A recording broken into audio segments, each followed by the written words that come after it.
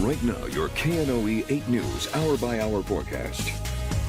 Well, good evening, everyone. Here's a look at our Creed and Creed Tower cam. The sun has set and things are still pretty quiet and pleasant outside, but we want to bring your attention to what's on the way for this weekend, in particular for Saturday.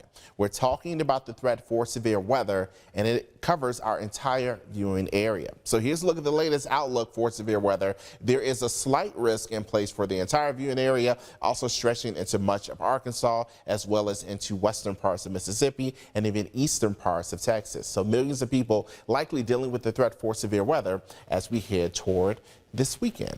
Now, when we talk about the main threats, we're looking at hail, wind, and flooding. Not so much a tornado threat, although one still could occur. I think most of us will be dealing with wind and also, again, flooding or at least heavy rain as an issue with these storms rolling through.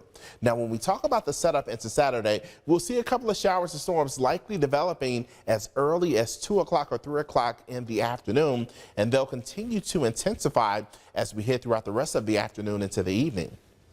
The Futurecast does show that we'll likely have a line of intense rain showers and thunderstorms progressing across the region. So if you are planning to be out and about at this time on Saturday, anywhere between 3 p.m. and 8 p.m., we're talking about active weather likely impacting you.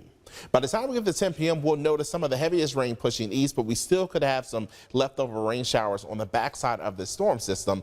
But it does clear out fairly quickly, and by the time we get to the overnight hours Sunday, we'll be looking at skies clearing, and that'll set the stage for mostly sunny and cool conditions leading into Sunday. Now, how much rain are we talking about? Some areas could pick up between 1 inch to 2 inches of rain, and where we have the most intense thunderstorms, we can see even more rain than that. And because of that, there is some excessive rainfall concerns across our region. Again, it covers our entire viewing area, but it extends farther east into parts of Mississippi, Alabama, as well as through much of Tennessee and southeastern parts of Arkansas.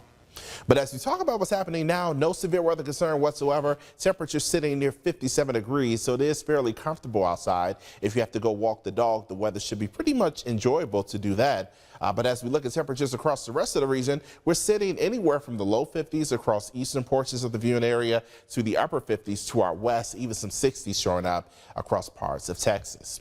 This is the look at our setup overall, too. We're talking about quiet conditions in place now.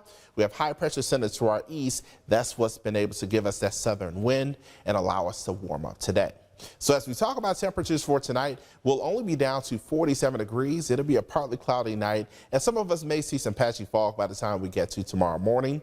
But the big story over the next several days will be the threat for severe weather on Saturday.